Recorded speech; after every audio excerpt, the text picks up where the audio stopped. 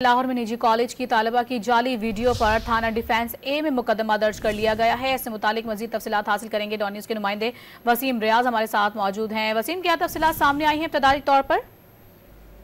देखिए, लाहौर के थाना डिफेंस में ये मुकदमा दर्ज किया गया है और ड्यूटी ऑफिसर सजाद की मुदैयत में ये मुकदमा दर्ज किया गया है। एफआईआर के मुताबिक सोशल मीडिया पर तलबा के साथ मुबैना ज्यादती का निशानी की खबर जो है वो वायरल हुई। बाकी की तस्दीक के लिए मुख्तलिफ तलबा तालबात से दरियाफ्त किया गया।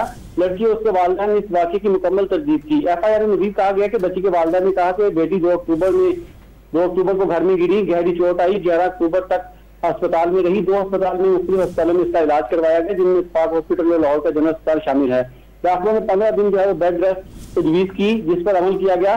चोट लगने के बाद बेटी जो है वो कॉलेज नहीं गई और बाद इस वाक़े के साथ उसका नाम जो है वो जोड़ा गया, जिस पर उन्होंने कहा कि ये एक सोची समझी साजिश है, जिस पर इनकी जो जात है, जो इनको चाक है, इनको नुकसान पहुंचाया गया है, जिस पर कार्रवाई जो अमल में लाई जाए। इस पर अब मुकदमा दर्ज करके मजीद तफ्तीश की जा रही है और मुकदमा दर्ज करने के बाद एफआईआर इन्वेस्टिगेशन विंग के हवाले कर दी गई है।